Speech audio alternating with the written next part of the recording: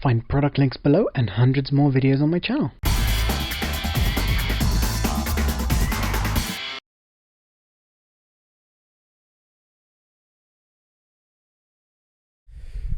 Okay, so here it is. We've got just got it in for review, and first of all I want to say I'm really impressed with the quality.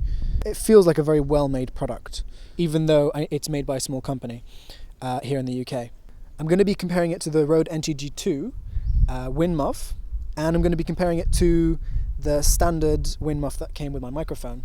And by the way, this is the HTDZ 320A, and which is highly recommended. Again, I've said this before. It's very low price and it gives really good audio.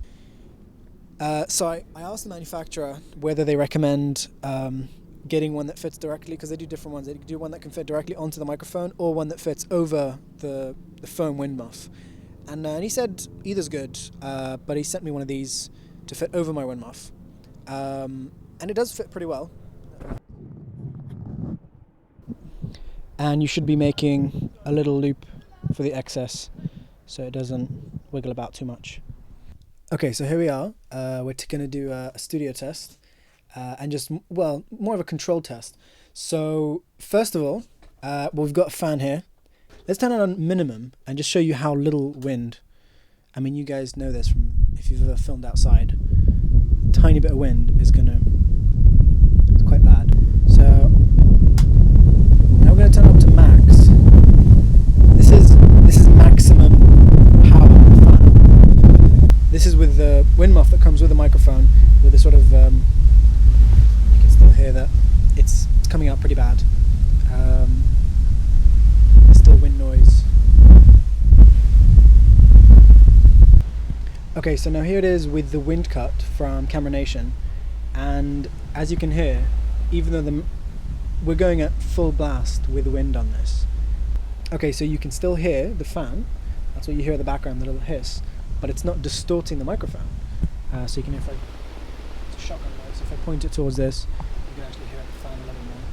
But getting my voice nice and clear.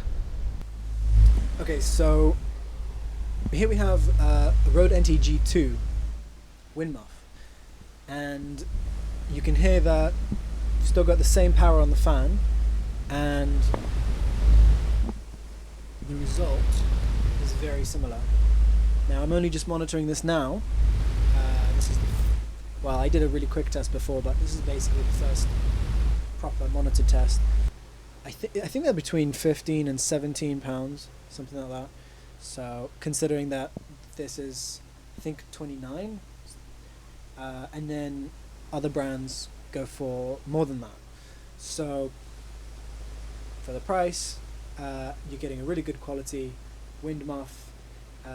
Now another good point about this is that it does fold flat, whereas this one doesn't, so you will be able to fit this in a camera bag a lot easier than the Rode. The Rode is, it's a massive foam thing on the inside, and in here, the foam that they have in here, it's a lot flatter. It will fold quite flat to fit in your camera bag, which I really like, because I like to travel light with as small a bag as I can, even though that doesn't usually happen. The difference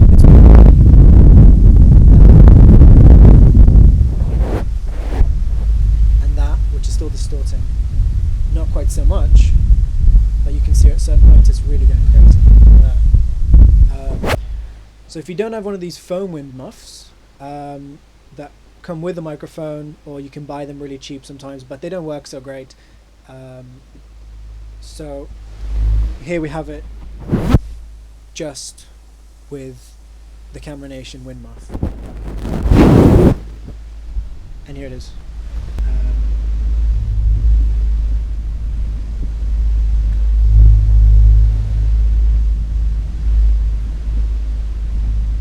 So you should be remembering that what we've got here is quite strong wind. It's stronger than that you would get outside normally, especially like right here where I've been putting the microphone. Stronger than I would expect on a normal day, unless you've got super strong winds that day.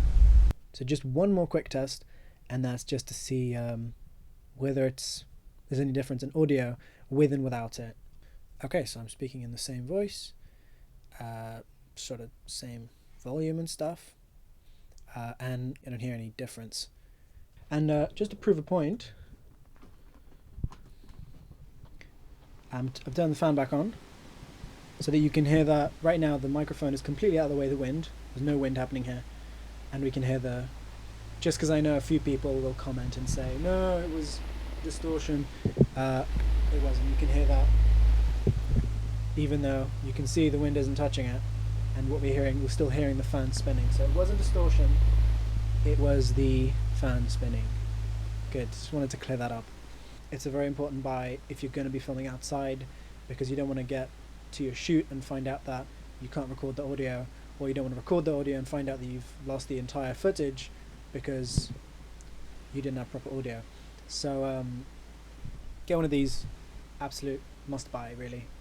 Thanks for watching, come back soon for more cool stuff, and subscribe.